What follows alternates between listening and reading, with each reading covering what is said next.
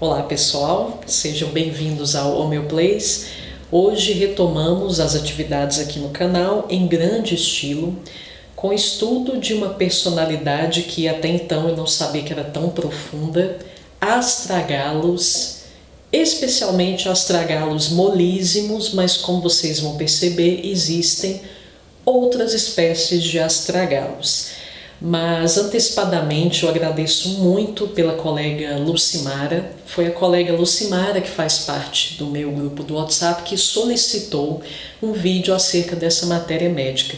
Agradeço muito a colega Lucimara porque até então eu não tinha toda essa percepção acerca de astragalos. Astragalos, para mim, eu acredito que para a maioria dos estudantes de homeopatia, era aquela homeopatia na qual a gente pensava sempre que tínhamos uma situação de baixa imunitária.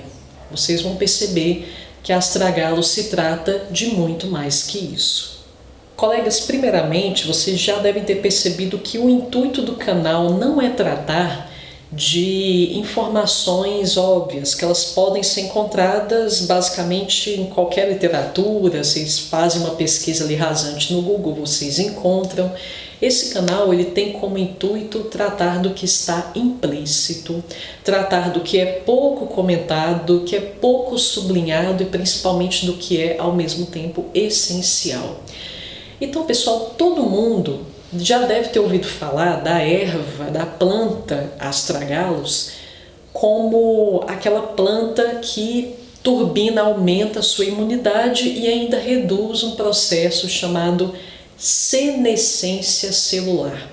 Então tem muito material bom no YouTube falando sobre como astragalos inibe ou retarda, de certa forma, o processo de senescência, ou seja, o processo de envelhecimento.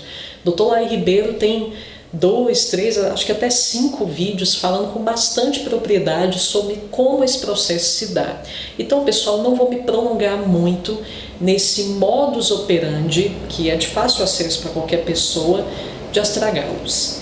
Mas, apenas retomando de forma bem superficial essas explicações que já estão aí disponíveis, vamos conhecer, vamos reforçar aqui em nossas mentes, para quem já sabe do que se trata, qual o mecanismo de astragalos, vamos retomar aqui o fio da meada acerca de como a planta astragalos atua. Qual a promessa dessa planta, por que ela já foi um modismo, de certa forma ainda é um modismo, no meio, especialmente daqueles indivíduos que procuram viver por mais tempo. Então nós temos aqui uma demanda, que é a demanda da longevidade. As pessoas costumam usar suplementos de astragalos ou a base de astragalos, principalmente visando a bendita longevidade, ou seja, diminuição da senescência celular. Bom, colegas, é muito importante que a gente estabeleça aqui uma diferença, uma distinção entre dois processos que as pessoas acreditam que está tudo no mesmo pacote, que é tudo a mesma coisa.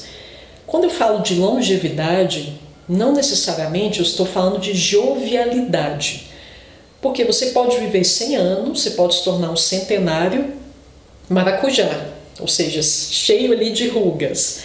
Ou você pode se tornar um centenário que tem uma pele de pêssego, algo parecido com o pêssego, nem que seja um pêssego bem maduro.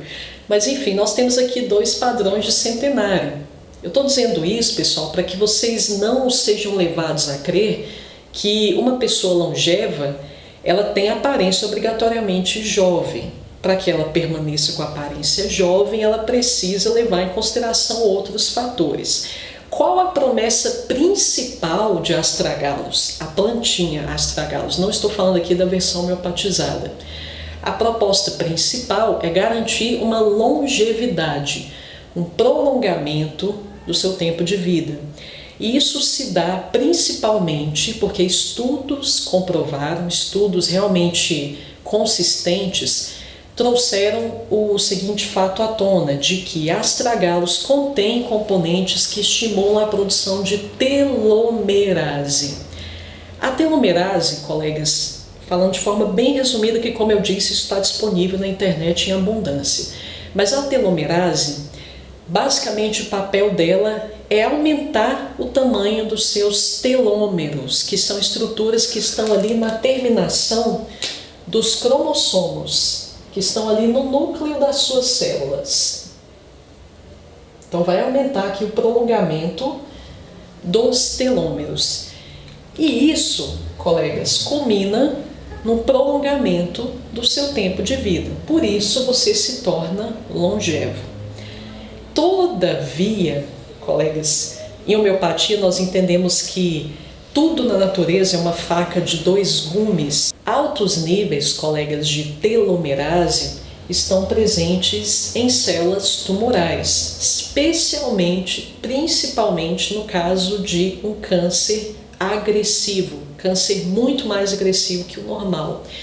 Altos níveis de telomerase, só para que vocês saibam, tem uma estimativa, estão presentes em entre 70% e 80% dos cânceres de forma geral, principalmente os mais agressivos. Por quê, colegas? Porque depois de uma certa quantidade ali de duplicações, multiplicações, o câncer ele atinge o patamar de imortalidade. Então é óbvio que ele precisa, os tumores ali, eles precisam conter altos níveis de telomerase. Para que a gente desenvolva um câncer, um tumor maligno, em geral nós vamos precisar de altos níveis de telomerase e ainda a inativação de um gene supressor tumoral, ou seja, aquele gene que deveria inibir o desenvolvimento de um tumor. Ele tem um nome um pouco complexo, mas apenas a título de curiosidade, é o P16INK4A. Então, para que eu tenha um câncer, em geral, há exceções. Há outras vias para se desenvolver um câncer, colegas, mas em geral eu vou precisar de uma supressão da atividade desse gene aqui, que ele suprime a atividade tumoral, e ainda vou precisar de altos níveis de telomerase. Por isso, colegas, quando a gente estuda homeopatia, a gente chega facilmente à conclusão de que nós precisamos sempre obedecer a critérios de equilíbrio, sempre nos pautar no equilíbrio. Eu posso viver para sempre? Ok, se eu continuar insistindo nesse caminho, eu levanto essa possibilidade aqui também. Então, o mais saudável, o mais harmônico a se fazer é aceitar a realidade do envelhecimento e da morte da melhor forma possível. Porque lembre-se, se eu coloco telomerase demais para dentro, avivo essa possibilidade. Ok, Letícia, níveis altos de telomerase que eu obtenho através do astragalus causa esse tipo de possibilidade que definitivamente é uma possibilidade indesejável. Todavia, o que mais doses tóxicas de astragalus pode me trazer? Bom, pessoal, não é difícil da gente deduzir. Para a gente conhecer o que uma dose tóxica causa, nós precisamos conhecer o que uma dose não tóxica traz de benefício. Assim, deduzimos o que a homeopatia de determinada substância vai curar. Esse é o princípio básico da homeopatia. Então, se sabemos que teremos longevidade, o contrário disso, a homeopatia do astragalus vai curar qual quadro? Um quadro de alguém que está em vias de vir a óbito de forma muito precoce. Mas aquela pessoa, ela vai morrer por quê? Ela vai falecer de forma precoce por quê? Vai morrer nova por quê? Principalmente por uma baixa em sua imunidade. Mas, mais uma vez, isso não é o bastante. Essa imunidade ela vai baixar por quê? Quando nós estudamos a personalidade astragalus, pessoal, nós entendemos que a baixa imunitária dessa personalidade ela provém principalmente da fadiga.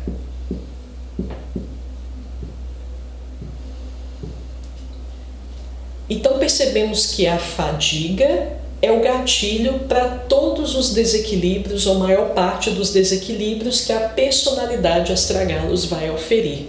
Vamos agora nos aprofundar nas peculiaridades de astragalus. Colegas, quando a gente estuda a matéria médica de uma planta, uma das formas mais didáticas de conduzir esse estudo é fragmentando essa planta, ou seja, estudando o que significa o fato daquela homeopatia ser uma planta, O que significa o fato daquela homeopatia estar naquela espécie, ser daquela espécie?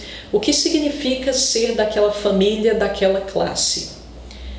Então, cada instância daquele vegetal guarda um significado específico. E é dessa forma que vamos estudar astragalos.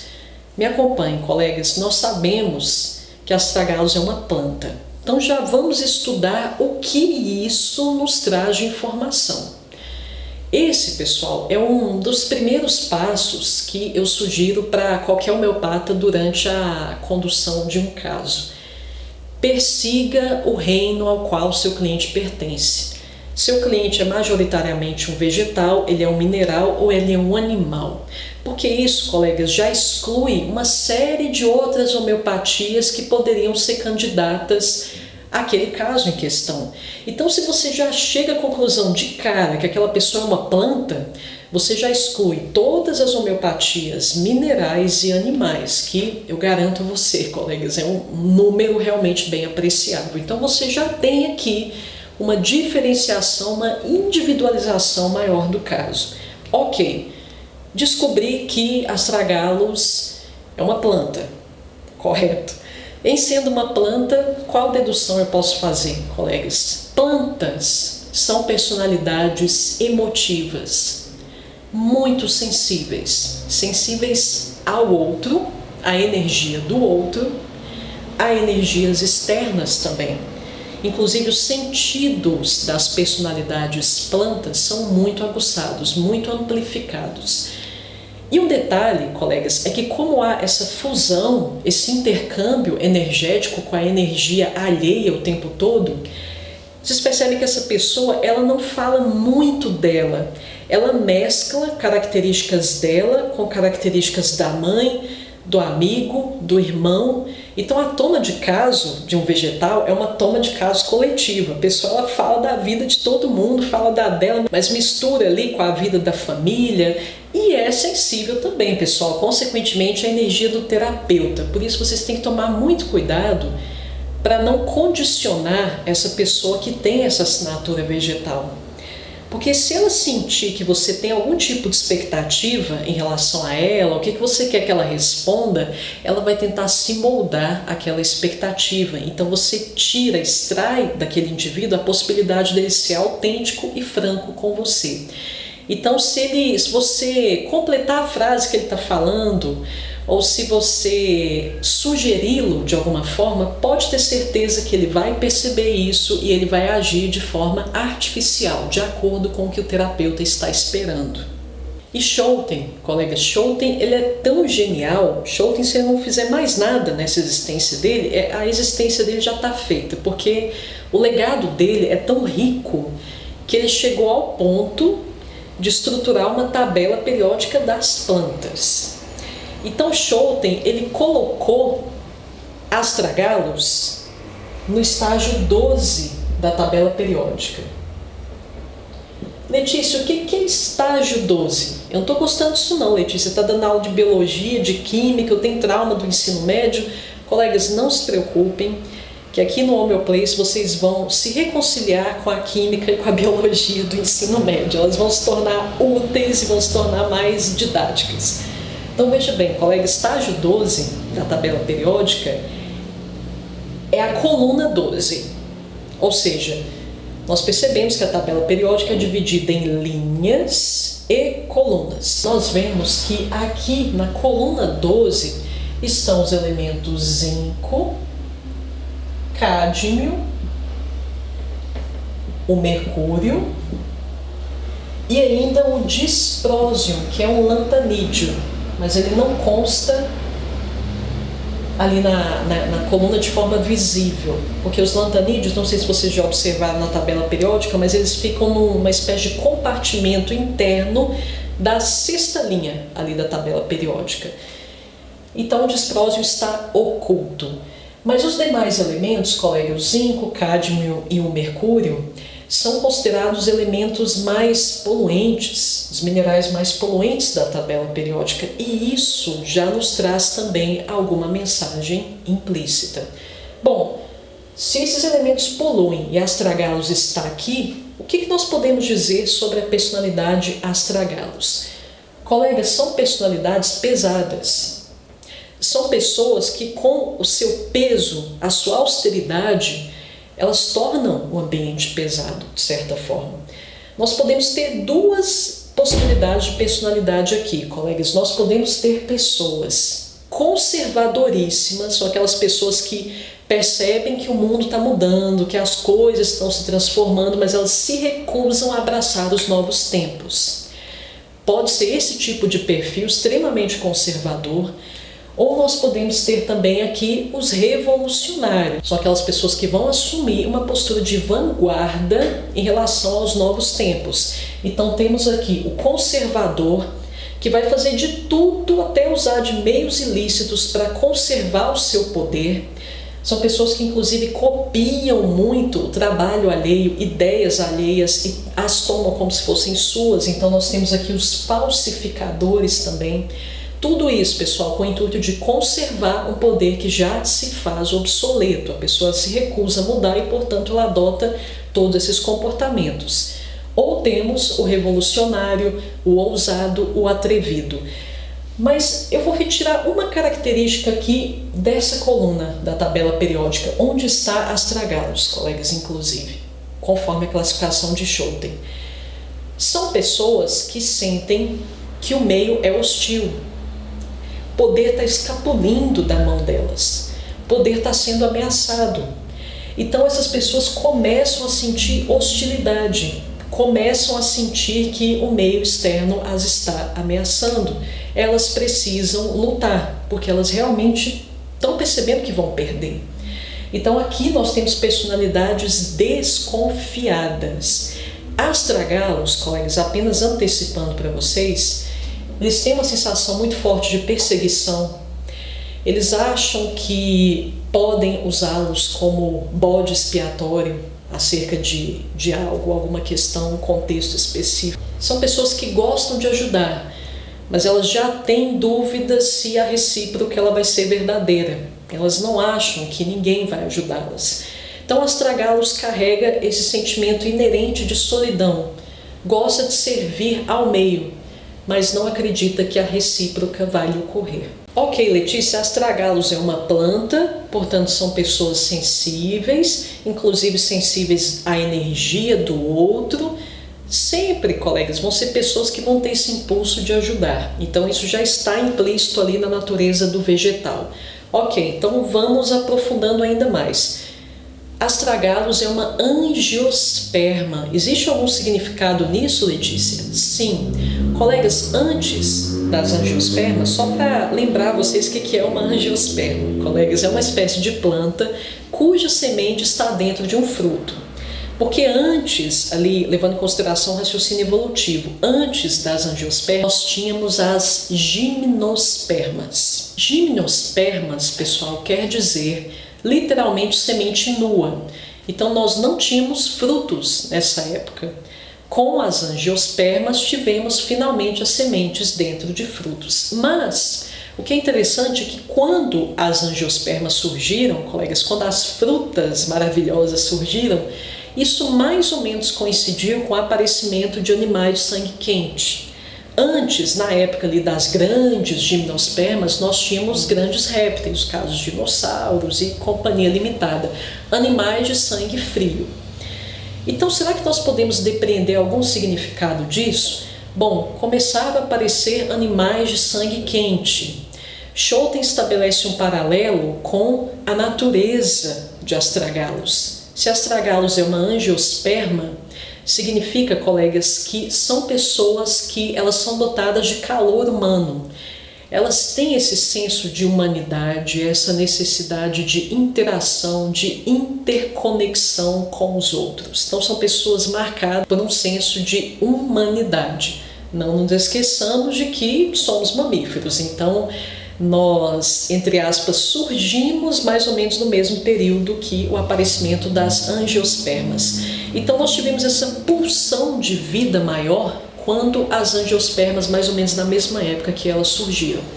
Então o significado disso que podemos inferir é exatamente esse. São pessoas marcadas por um senso de humanidade. Outro detalhe, colegas, são pessoas cuja problemática gira em torno de pilares básicos. Colegas, eu não estou falando que essa personalidade ela é comum, não estou falando que ela é simplória, que ela é pobre, eu só estou dizendo aqui que a problemática ela gira em torno de bases. Básico não quer dizer necessariamente simplório. O que eu quero dizer com isso, colegas? Que a preocupação de astragalos, ela se centra principalmente no seu trabalho. Então são pessoas muito preocupadas com o universo do trabalho. E o interessante, pessoal, e nós realmente precisamos interiorizar esse conceito, é que o trabalho para astragalos, ele é sinônimo de dever. Então, eu não trabalho apenas para garantir o meu rendimento. Eu trabalho porque eu devo trabalhar. Vocês percebem que existe um peso muito maior no trabalho. E também, se eu estou falando aqui de problemáticas básicas, ou seja, de base, eu também estou muito preocupada com as minhas relações. Bom, Letícia, então já exploramos o significado de astragalos sendo um vegetal, sendo uma angiosperma, e agora vamos explorar a classe que astragalos ocupa, colegas, que é a classe Fabanae. A terminologia botânica, pessoal, ela é toda complicada. A pronúncia, ela não soa harmoniosa, enfim. Mas a classe ocupada por astragalos é a Fabanae. Fabanae, colegas, abriga personalidades cuja preocupação gira em torno desse modelo de vida normal, que Schouten denomina inclusive estilo de vida burguês. Então, nós temos uma preocupação com o trabalho como sinônimo de dever, preocupação com as relações, mas agora temos um detalhamento maior do tipo de relações que constituem preocupações de astragalos. As Fabanae, elas têm uma preocupação com a família enquanto base social, família, e ainda a comunidade. Pessoal, não sei se vocês estão familiarizados com o estilo de vida americano. Ali no interior, nas cidades do interior dos Estados Unidos, nós temos um estilo de vida que se encaixa perfeitamente na assinatura das Fabanae. São aquelas pessoas, os vizinhos todos se conhecem, ou seja, tem aquele forte senso de comunidade.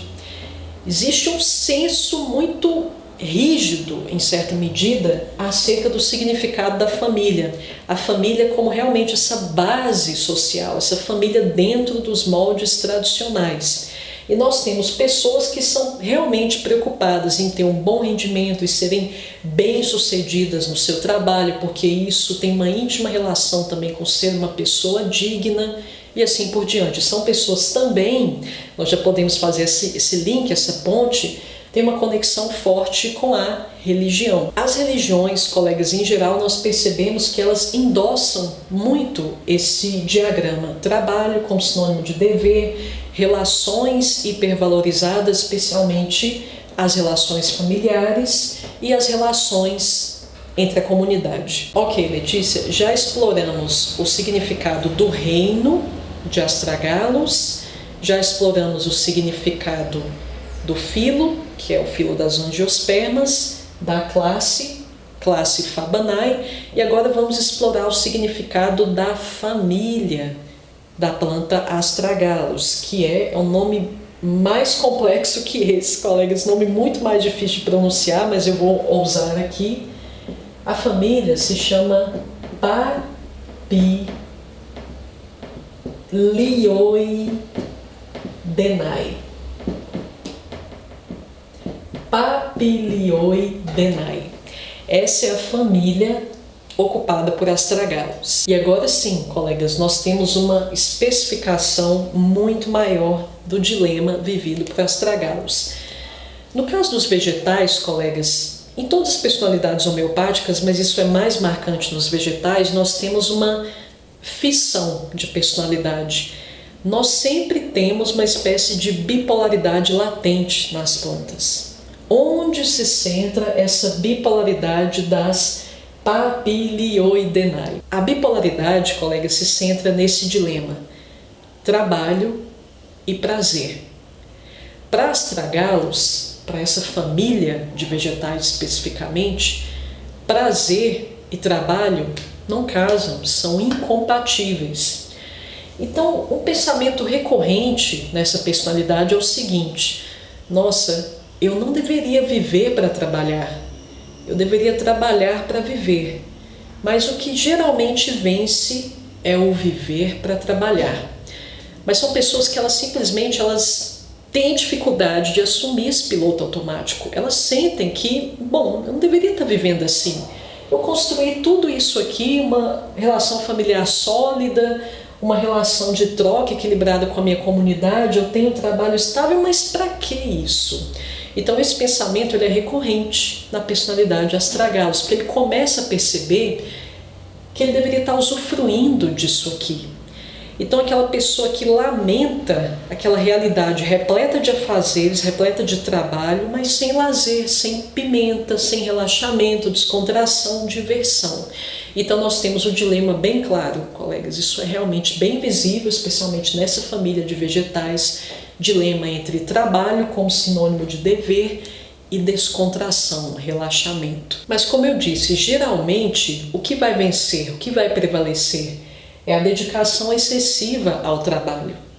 Então nós já conhecemos mais ou menos o provável destino dessa personalidade. Será aquela pessoa que vai trabalhar cada vez mais, até inevitavelmente chegar no processo de estafa, no processo de burnout, quando realmente a pessoa trava, ela não consegue fazer mais nada. Por isso podemos encontrar a rubrica aversão ao trabalho. A aversão ao trabalho é o provável destino de astragalos, mediante um esforço diário ininterrupto, trabalhando. Então essa pessoa vai trabalhar e ela vai somatizar um processo de fadiga. Vocês se lembram que antes eu tinha enunciado a vocês, mostrado a fadiga. Eu tinha apontado a fadiga como aquela característica, aquele sintoma que vai de fato desencadear a queda imunitária de astragalos. Então nós temos o processo de fadiga e agora sim a pessoa ela vai forçosamente ser obrigada a relaxar. Perceba, colegas, que o desejo de relaxamento ele foi somatizado. Como não foi dada descarga a esse desejo de relaxar, de reparar as energias, o seu inconsciente acabou te obrigando, no fim das contas, a relaxar. Agora você está estafado, não te resta outra opção a não ser relaxar. Colegas, um traço bem característico também dessa família de astragalos é um temor da pobreza. Mas a pobreza naquele sentido mais elementar e literal possível. Aquela pessoa que tem medo de passar fome realmente, medo de passar uma privação de recursos. Então existe aqui um medo muito forte da pobreza. Existe, colegas, também um desejo de fuga de tudo que é complicado. Porque veja, qual o desejo inconsciente que aquela pessoa está reprimindo? É um desejo de relaxar, de não se preocupar com absolutamente nada. O trabalho já é complicado demais. Aquela pessoa ela quer agora o contrário disso, inconscientemente. Então sempre que ela está numa situação ali que tem muita complicação, muito problema, aquela pessoa ela corre desse tipo de contexto. Porque ela mesma, intimamente, ela já não queria estar dentro dessa realidade. Ela já sente que a vida dela está extremamente amarrada, cheia de complicações, não quer trazer mais disso para ela. Então a pessoa aversa a problemas, aversa a conflitos complicados, tumultuados. É uma pessoa que intimamente ela gostaria de estar no contexto pacífico. Então vai evitar complicações. Colegas, nem preciso dizer que se é uma pessoa que não relaxa, se diverte nunca, é óbvio que ela vai direcionar essa energia para o trabalho. Vimos que é uma característica central dessa classe, as Fabanae. Então são pessoas que dedicam maior parte dos seus potenciais para o trabalho E quando, colegas, a gente encontra o astragalos ali que está nos últimos estágios, o que eu quero dizer com o último estágio? É aquele momento em que a pessoa está quase somatizando um adoecimento crônico. Ou seja, quando ela está ali nos primórdios da fadiga, é uma pessoa extremamente pesada. E aí vocês lembram da característica central, uma das características centrais que eu disse a vocês aqui do estágio 12 da tabela periódica, que é a poluição do ambiente. Aquela pessoa que ela fica tão amarga, tão dura, porque não se concede prazer de jeito nenhum, que ninguém muitas vezes aguenta lidar com essa pessoa, tamanho o peso dela, por falta de diversão, por falta de prazer. E temos outro gatilho também para essa rigidez, colegas, que é a falta de amor materno. Schouten aponta a falta de amor materno como um dos gatilhos, uma das vias para se chegar a uma personalidade astragalos, um dos ingredientes para se construir um astragalos. Colegas, nós também podemos estar falando de uma personalidade adequada para alguns casos de esquizofrenia, levando em consideração que, às vezes, a personalidade astragalos ela pode relatar que se sente fragmentada em várias partes, em vários pedaços. Se sente fragmentada em termos de personalidade. Isso ocorre, colegas, quando você se aprofunda na toma de caso de um potencial astragalos, você percebe que isso ocorre porque o direcionamento de energia para o trabalho normalmente chega a um ponto tal e que o indivíduo ele sente que ele perdeu a identidade dele. Ele literalmente não sabe mais quem ele é fora desse contexto. Ele sente como se a outra faceta da sua personalidade, aquela que existe fora do contexto do trabalho, ela estivesse fragmentada, principalmente fragmentada em pessoas. É por isso que eu disse a vocês, quando a gente está conduzindo ali um caso e a pessoa ela é um vegetal, você percebe que ela fala de muitas pessoas. Quando vai falar da relação com o pai, descreve com minúcias a personalidade do pai. Mas por que desse detalhismo ao falar das pessoas? Porque aquela pessoa ela se identifica com as pessoas com as quais ela interagiu. Nós temos um conhecido psiquiatra, psicanalista, o Lacan. Normalmente as pessoas só conhecem Freud ou Jung, enfim, mas também nós temos Lacan. E um dos grandes legados de Lacan foi no sentido dele ter reconhecido que algumas representações do inconsciente, alguns arquétipos do inconsciente, na verdade, eles estão intimamente relacionados à imagem de algumas pessoas que a gente já conheceu. O que ele quer dizer com isso? De forma bem didática, exemplificando aqui rapidamente para vocês. O ideal de prazer para certa personalidade, para o inconsciente de certa personalidade, pode estar relacionado ali à imagem do namorado. Então, quando a pessoa evoca a energia do prazer, ela evoca imediatamente a energia do namorado. Por quê? Houve um processo de transferência inconsciente. É o namorado que encarna essa característica, o arquétipo do prazer.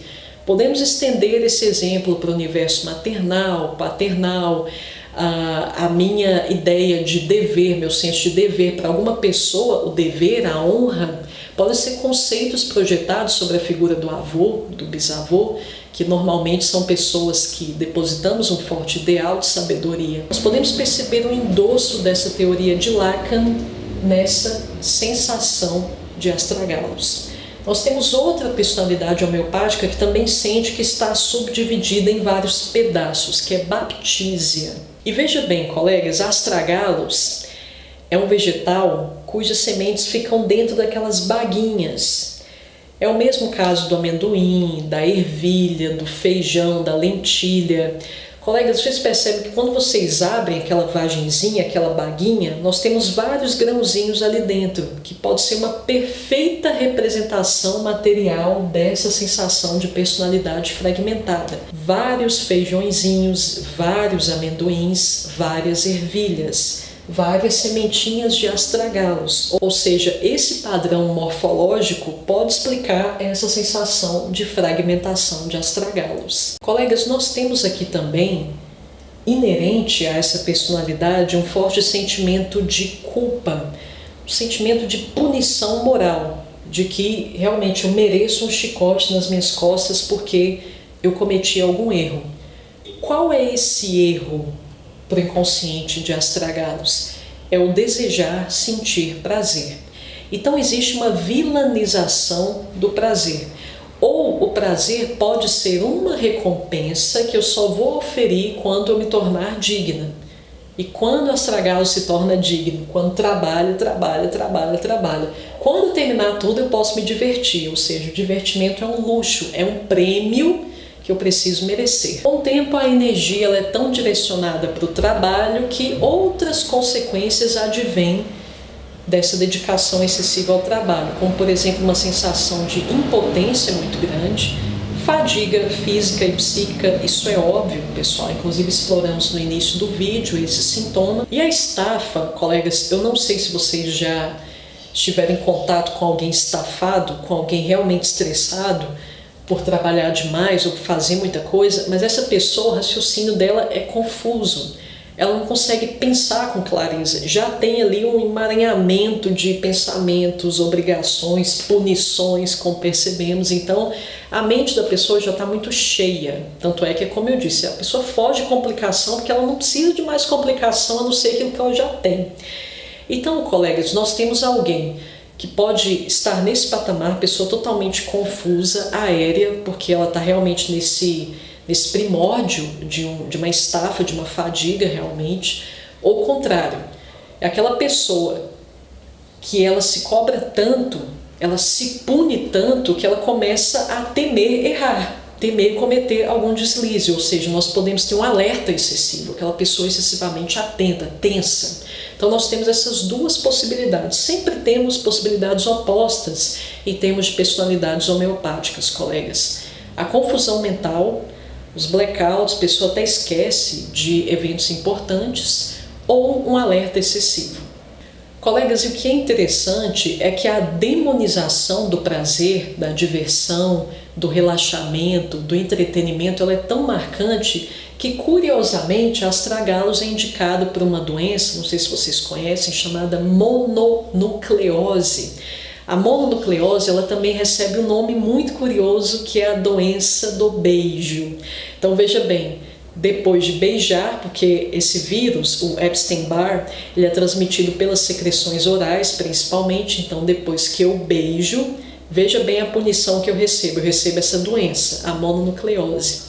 Então, curiosamente, nós temos aqui uma clara representação da punição do prazer. Depois de ter beijado, eu contraí essa doença. Colegas, diagnóstico diferencial, eu vou trazer um diagnóstico diferencial com uma homeopatia que apresenta também um dilema muito similar a esse de astragalos, que é Lilium tigrinum. A gente vai falar em breve de Lilium tigrinum, que é uma personalidade muito interessante, a homeopatia do lírio. E Lilium, colegas, tem esse dilema entre prazer e pauta moral.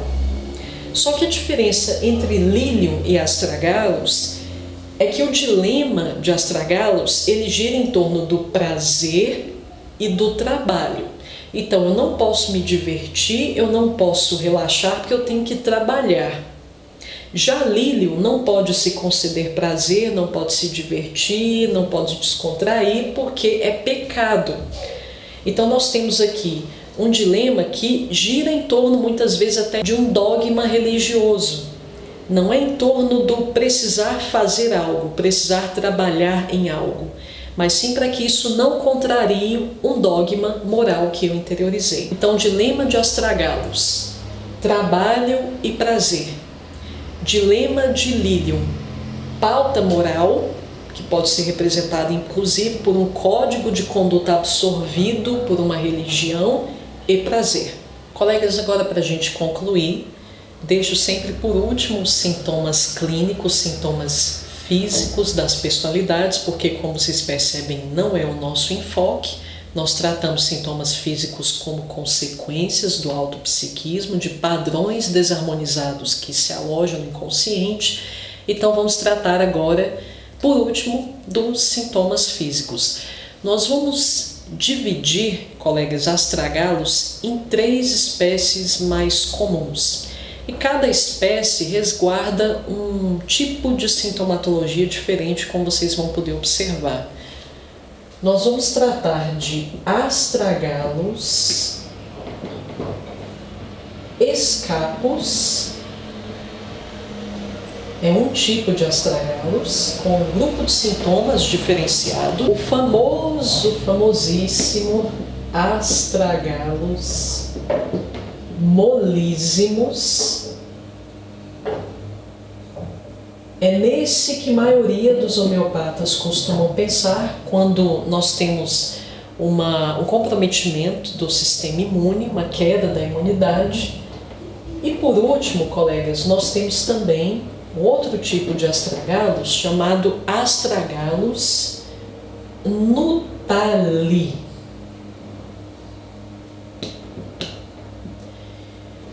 Importantíssimo, colegas, todas aquelas características que eu trabalhei com vocês há poucos minutos, alguns segundos atrás, na verdade, elas estão em cada um desses astragalos diferentes.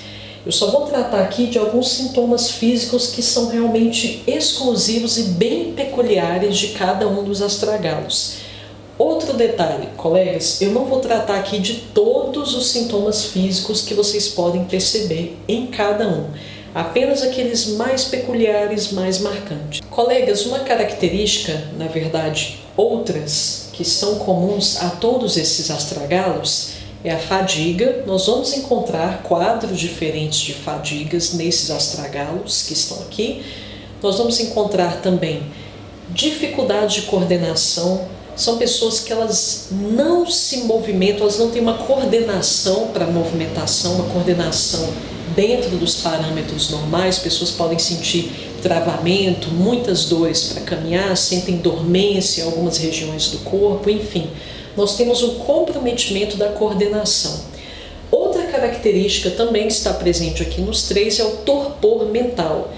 É aquela espécie de inabilidade para conduzir qualquer trabalho que exija um intelecto, que exija um esforço mental. Então é um torpor mental. É como se a cabeça, inclusive eles até podem utilizar essa terminologia, como se tivesse uma névoa na cabeça. O raciocínio é impossível, especialmente quando eles chegam naquele bendito ponto de burnout. Colegas, em relação aos astragalos escapos, o que é bem interessante é que essa personalidade deseja astragalos. Então aquela pessoa que ela diz que, nossa, eu preciso comprar astragalos, preciso fazer um chazinho de astragalos, preciso tomar cápsulas de astragalos. Então o que é bem curioso é um desejo por astragalos. Já ia me esquecendo, outro traço em comum a todos eles aqui é a propensão à anorexia, que são pessoas que não sentem-se muito bem ao se alimentar. Então são pessoas que têm tendência a serem muito magras em geral por anorexia. E o curioso é que não é difícil a gente deduzir por quê. Porque existe, colegas, um certo prazer ao se alimentar. Existe, na verdade, um grande prazer em se alimentar. Algumas pessoas, na verdade, a grande maioria, nem come porque está com fome, mas é porque é gostoso comer. Então nós temos aqui uma clara privação desse prazer, que é o prazer de comer. Ou seja, um quadro de anorexia nervosa. Essa é uma tendência em todos eles. Astragalos escapos, colegas, também pode ter aqueles picos de entusiasmo. Então aquela pessoa que ela começa um projeto a todo vapor, daqui a pouco abre mão, desiste. Uma característica também bem peculiar, quase exclusiva desse astragalos escapos, é a alternância entre sintoma mental e problema respiratório. Então aquela pessoa que quando ela está muito desequilibrada em termos psíquicos, ela não tem nada a nível de problemas no aparelho respiratório. Mas quando a mente dela está melhor, mais estável, ela tem problemas respiratórios. Então são problemas alternantes, psiquismo e aparelho respiratório. Bom, agora realmente um dos grandes diferenciais de astragalos escapos são as suas síndromes. Colegas, nós temos uma síndrome que ela é chamada de Reynolds, ou fenômeno de Reynolds. Pessoal, isso aqui é quando a pessoa ela resfria muito a região. Vamos supor que ela pega ali um floco de neve, resfria demais as extremidades, nós já temos artérias muito fininhas nas extremidades. Aí você ainda pega uma coisa gelada, aquelas artérias que já eram finas se contraem mais ainda, não vem sangue para cá. Então você sente essas regiões frias, extremidades frias e sem sensibilidade nenhuma. Você perde momentaneamente o irrigamento sanguíneo nessas regiões, normalmente nas extremidades, perde sensibilidade, você não sente absolutamente nada nas extremidades. Então a síndrome de Raynaud, isso pessoal não é apenas dentro dessa circunstância, a pessoa ela coloca alguma coisa gelada na mão ou no pé. Normalmente isso pode ocorrer fora desse contexto, a pessoa ela misteriosamente, entre aspas, ela perde a sensibilidade de alguma região do corpo, em geral as extremidades, e além dessa perda de sensibilidade, você percebe que a região ainda está fria. Colegas, temos ainda outra síndrome em astragalos escapos, que é a síndrome de Sever, ou Sever's Syndrome. Isso aqui, pessoal, tem um nome relativamente complexo também, apofisite do calcâneo.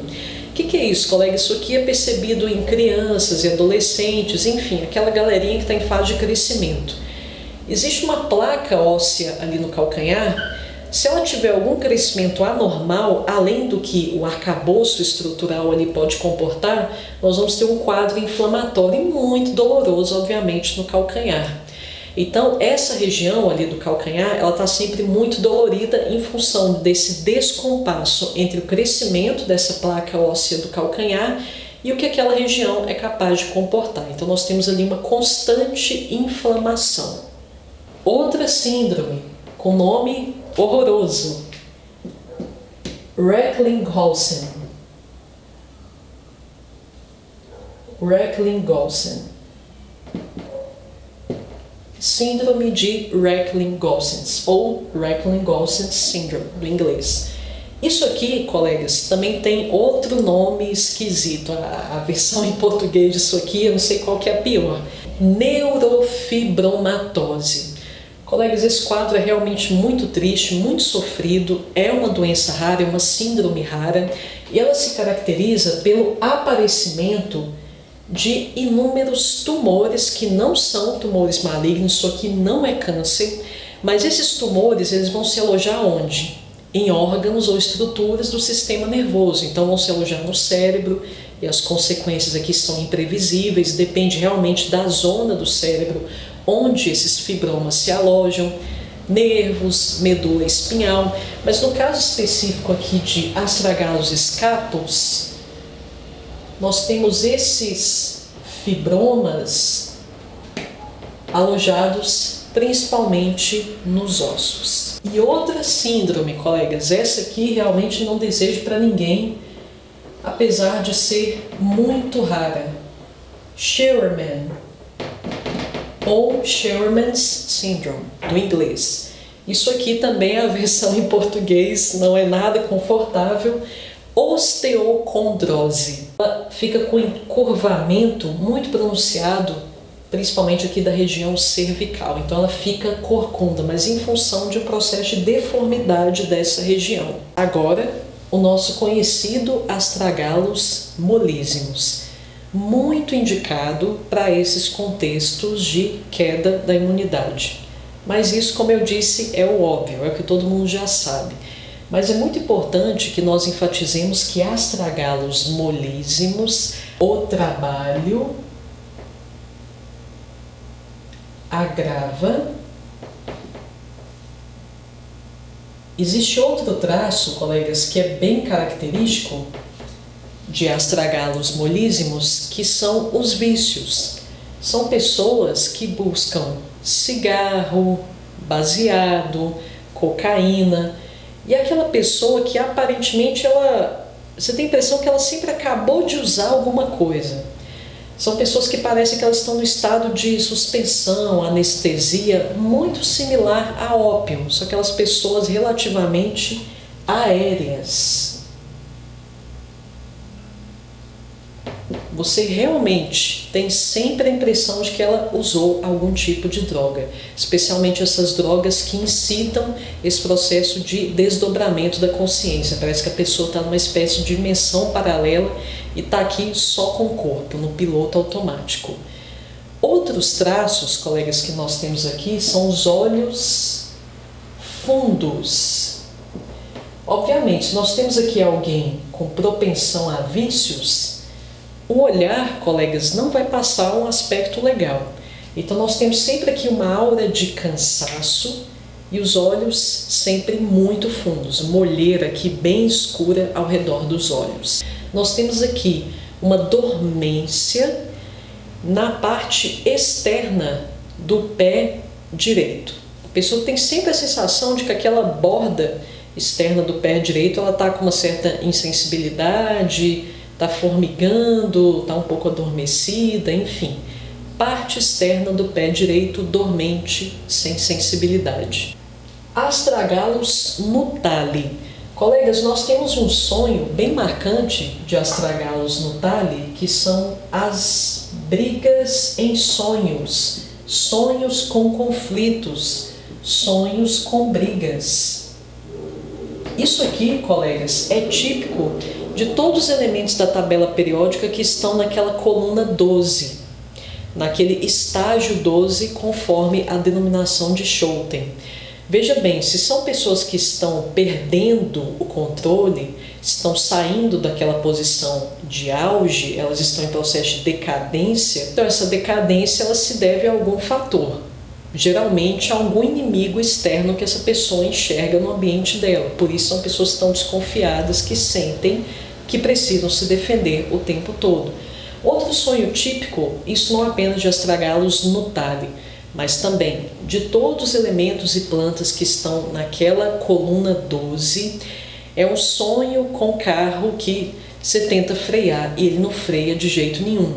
Isso por quê, colegas? Porque, primeiro, essa pessoa ela sente que ela precisa fugir, porque ela tem perseguidores e inimigos em tudo quanto é canto, então ela sente que ela tem que fugir, ela não pode frear. E são pessoas que tendem a ter um comportamento exagerado. Como elas querem se manter ali naquela posição de poder, elas sentem que o poder está escapulindo pelas mãos, mas precisa lutar por ele, são pessoas que adotam comportamentos extremistas. E esse extremismo, veja bem como se representa claramente no inconsciente, através desse sonho do carro que não freia de jeito nenhum.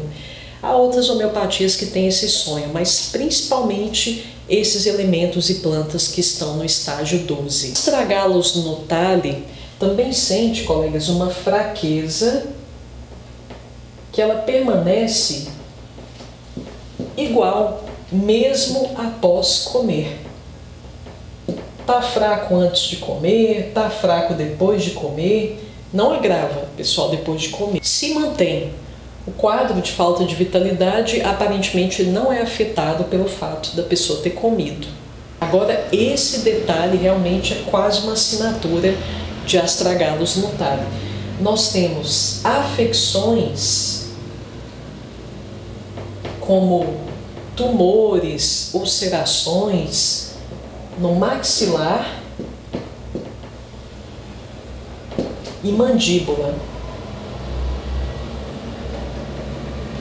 Molísimos, colegas, escapos também pode ter muitas afecções aqui nessa região, episódio de sinusite inclusive, mas esses transtornos são muito mais agressivos aqui em astragalos nutali. Pode inclusive surgir tumores aqui na região da mandíbula. Um comportamento bem peculiar, essa pessoa ela finge afetação.